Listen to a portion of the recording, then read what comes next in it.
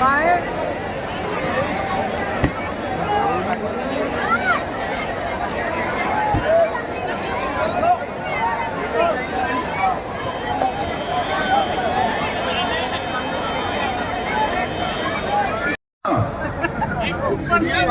करो, 19 पैदा करे तुम, 4 नहीं तुम भी 20 पैदा करना। तुम्हारे को भगवान का वास्ता तुम भी 19 या 20 पैदा करना। क्या है, मजाक है हर चीज में। अरे जालिमों, पढ़ो। तुम अगर थम्स अप है तो थम्स अप का इलाज मेरे पास नहीं है। भारत में जो डेमोग्राफिक डिविडेंड है, सबसे ज्यादा 40 साल से कम उम्र नौजवान भारत में है। दुनिया में किसी मुल्क में ऐसी नौजवान आबादी नहीं है। 60% आबादी भारत की 40 साल से कम उम्र की है। उनको आप नौकरी नहीं दे रहे, उनको आप सिखा रहे नहीं कोई स्किल, उनको आप कोई जिंदगी का मकसद नहीं दे रहे। आर्मी में जाते थे, आपने आर्मी को बंद कर दिया और कहा कि फुला नया चीज निकाले हम उसमें चले जाओ। और मोदी और आरएसएस बोल दिए नौकरी नहीं दे सकते, तुम गौ रक्षक बन जाओ, तुम लव जिहाद करके रास्ते पे चले जाओ।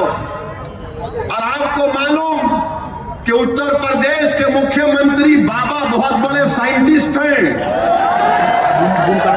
बहुत बड़े साइंटिस्ट हैं। माने दुनिया में उनके साथ कोई साइंटिस्ट आज तक पैदा नहीं हुआ। मैं सही बोल रहा हूं।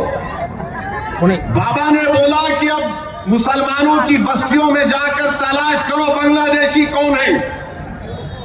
तो बाबा ने बोला कैसे पहचानना। बेचारे पुलिस वाले सीएम है, बोले जाओ और जाकर मुस्लिम बस्ती में जाकर पूछो तुम बांग्लादेशी है। वो बोलेगा नहीं है। तो बाबा बोले फोन लेके उसकी पीठ पे रख के बोलना फोन बोल रहा इन्हें बांग्लादेशी है। आप बताइए, फोन को पीठ पे रख के बाबा बोल रहे बांग्लादेशी है। बाबा कभी किसी के सर पे रख के देखना, इसमें भेजा है भी नहीं है। बेचारा एक 75 साल का बिहार अररिया का बूढ़ा बोल रहा मैं बिहार का हूं। नहीं, तुम बांग्लादेश के हैं। हम फोन लगा के पीठ पे फोन रख दिए, उन्हें बोल दिया। जिस्म पे बहुत से जगह पे लगा के बोल सकते क्या क्या हो रहा, समझे ना तुम। मेरे अजीज दोस्तों और बुजुर्गों, ये हाल करके रखिए। जलगांव में सुलेमान पठान को उसके दोस्तों ने मिलकर मॉब लिंचिंग कर दिया। ये जो अजीत पवार का खंडवा डाल के फिर रहे, जरा तुम पूछ सकते जाकर। तुम ना वफ के कानून पर पूछ सकते, ना तुम वो पठान बच्चा जिसको उसके बचपन के दोस्तों ने मार मार कर कत्ल कर दिया।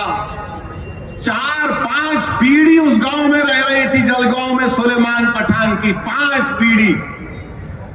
पीढ़ी उस गांव में रह रही थी। अब उसके बाप ने कहा कि मैंने बेटे को खो दिया, आप मेरी जान का खतरा है, गांव छोड़ के चला गया। ये ट्रिपल इंजन की सरकार के कारनामे हैं मेरे अजीज दोस्तों और बुजुर्गों। पूछो अजीत पवार से क्या किया तुमने, तुम्हारे पास कोई अल्फाज नहीं है। महाराष्ट्र में पहला मॉब लिंचिंग मोहसिन शेख का 2014 में हुआ था।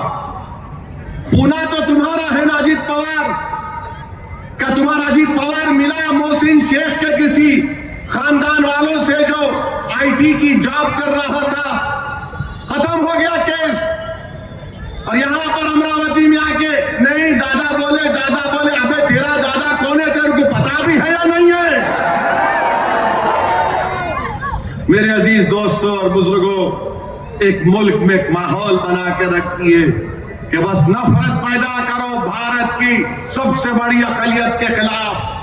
और ये लोग आते हैं, कांग्रेस पार्टी का उम्मीदवार है, कर्नाटका में कांग्रेस बरसरे इख्तिदार है, बेंगलुरु में 300 मुस्लिम घरों को बुलडोजर लगाकर तोड़ दिया गया।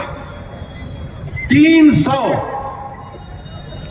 1-2 नहीं, जमाल कॉलोनी में तो तोड़ के बाईपास की बात की गई थी। यहां पर तो बुलडोजर लगाकर खंडेर बना दिया गया।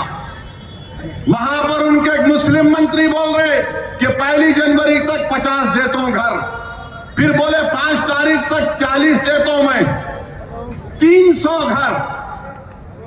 इस सर्दी में सरे आसमान पड़े हुए हैं। मजलिस इत्तेहादुल मुस्लिमीन के लोग उनको खाना खिलाने का इंतजाम वहां पर कर रहे हैं, और कांग्रेस वाले आकर बोलते हैं ओवैसी बी टीम है, ओवैसी सी टीम है। अच्छा ये अब और एक बात समझा रहा हूं आपको। भारत की पार्लियामेंट में वंदे मातरम के 100 साल मुकम्मल होने पर जो हमारे मुल्क का कौमी तराना है, नेशनल एंथम जन गण मन है, उसकी बहस हुई। उस बहस में अजीत पवार के एक एमपी ने क्या कहा था, उस बहस में कांग्रेस पार्टी के एमपीज ने क्या कहा था, कभी आपने सुना उन लोगों से क्या कहा था उन्होंने? ये समाजवादी पार्टी भी आजकल इन्हों भी आते हैं, इन्होंने भी क्या कहा था इनके एमपीज आपने सुना? असदुद्दीन ओवैसी ने, मेरे भाई, मैंने अपनी तकरीर का आगाज किया कि 24 जनवरी 1950 को हमने संविधान अपने आप को दिया, तो संविधान का आगाज किससे होता है? We the people. सुनो आरएसएस को चाहने वालों, सुनो कांग्रेसियों, सुनो अजीत पवार, सुनो अखिलेश यादव, कि भारत का संविधान का आगाज वी द पीपल से होता है, भारत माता से नहीं होता है। इस संविधान का प्रियम्बल ये कहता है liberty of thought, expression, belief and faith. ये भारत के आईन का प्रियम्बल है। मैंने कहा कि जब हम अपने आप को संविधान ये लिख कर दे रहे, कैसे आप मुझसे कह रहे हैं कि बीजेपी के लोग मेरी तकरीर के दौरान कह रहे थे कि भारत में रहना है तो पढ़ना पड़ेगा। मैंने कहा भारत में रहना है तो तेरे बाप का नहीं, सबका भारत है, ये पढ़ना पड़ेगा। अरे भारत का संविधान पढ़ो अनपढ़ो, आर्टिकल 25, 26 क्या पुकार पुकार कर कहता है, आर्टिकल 14 क्या कहता है पुकार पुकार कर, फ्रीडम ऑफ रिलीजन। ऐसा हो रही, ऐसा हो रही, 1-2 मिनट रुकेंगे, ऐसा करेंगे। अमरावती में आपको अपनी जमात को मजबूत और कामयाब करना है। ऐसे उम्मीदवारों के हक में अपने वोट का इस्तेमाल करके अपने वोट को जाय होने से बचा लीजिए। मेरे अजीज दोस्तों और बुजुर्गों, आप जानते हैं मेरे भाई कि महाराष्ट्र में जब से बीजेपी की सरकार बनी है, एक जुल्म के दौर का आगाज हो चुका है, और ऐसे वक्त में जरूरी है कि आपके नुमाइंदों को आप कामयाब करिए। याद रखिए, अगर आप ऐसे पार्टी के उम्मीदवारों को वोट देंगे तो ये लोग ना इनमें लड़ने की कोई ताकत है ना कोई जज्बा है। मजलिस अगर इलेक्शन लड़ रही है तो अवाम को कामयाब बनाने के लिए लड़ रही है। मजलिस अगर इलेक्शन लड़ रही है तो आपकी क़यादत को मजबूत बनाने के लिए लड़ रही है। मजलिस अगर इलेक्शन लड़ रही है तो अमरावती में आपको अहमियत और आपके इत्तेहाद को मजबूत बनाने के लिए लड़ रही है। ये दूसरे पार्टी के उम्मीदवार अगर इलेक्शन लड़ रहे हैं तो वो खुद को कामयाब करने के लिए लड़ रहे हैं। आप पतंग के निशान पर वोट देंगे तो ये आपकी कामयाबी होगी। अगर आप किसी और को वोट देंगे तो फिर ये उनके इनफरादियत की कामयाबी होगी, और वो सिर्फ अपनी जात के लिए लड़ रहे हैं। मजलिस हर आवाम की और हर अमरावती के रहने वाले के लिए, उनके अच्छे मुस्तकबिल के लिए मजलिस आपके वोट के लिए लड़ रही है। तो मेरे अजीज दोस्तों और बुजुर्गों, पार्लियामेंट में आपने देख लिया कि वंदे मातरम के ताल्लुक से मजलिस इत्तेहादुल मुस्लिमीन के तरफ से हमने एक दलील और तमाम आइन का हवाला देकर इन तमाम को एक्सपोज कर दिया। और कौन था जो पार्लियामेंट में खड़े होकर कहा कि हम वतन की एक एक चप्पे से हमको मोहब्बत है, मगर हम जमीन और आसमान के खालिक की इबादत करते हैं। हम अपने माँ की पेट में 9 महीने रहकर पैदा अल्लाह हमको करता है। हम अपनी माँ को दुनिया की हर चीज से ज्यादा चाहते हैं, मगर हम अपनी माँ की पूजा नहीं करते। अगर हम किसी की इबादत करते हैं तो अल्लाह की करते हैं। कौन था पार्लियामेंट में जिसने खड़े होकर कहा था कि या का नाबुदू और या का नस्तईन? याद रखो मेरे अजीज दोस्तों और बुजुर्गों, भारत की पार्लियामेंट में सब नेता थे। अगर किसी ने ऐसे वक्त में और बता दिया दुनिया को के सामने कि हम तौहीद के ऊपर कॉम्प्रोमाइज करने वाले नहीं हैं, हम शिर्क के करीब तो शिर्क करना तो दूर की बात, हम शिर्क के करीब भी नहीं जा सकते।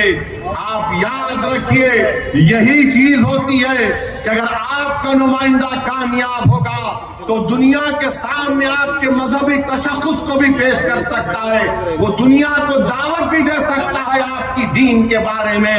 मगर अगर आप अपनों को छोड़कर गैरों का गिरबान थामेंगे तो फिर याद रखिए 70 साल से हमने सबको आजमा कर देख लिया।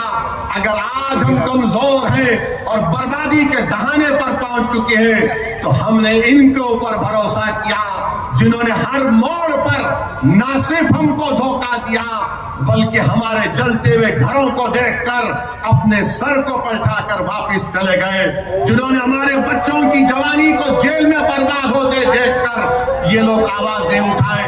हम एक नमाज के लिए रुक चुके, अज़ा के रुक चुके हैं, मुझे जाने वो हो चुका है। मैं अपनी तकरीर को मुकम्मल कर लेता हूं। मेरे अजीज दोस्तों और बुजुर्गों,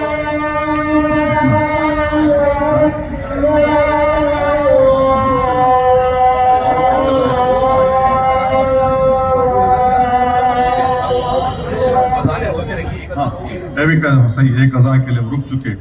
बहरहाल मेरे भाई, मैं आपसे अपील कर रहा हूं कि मंजलिस को वोट देकर कामयाब करिए। और दूसरा जलसा कब है? 10 तारीख को मैं फिर आ रहा हूं इंशाअल्लाह। क्या कहेंगे? कहाँ पे? बहरहाल बाजू के ग्राउंड में आप आएंगे ना? I love you, you love me also, I know that.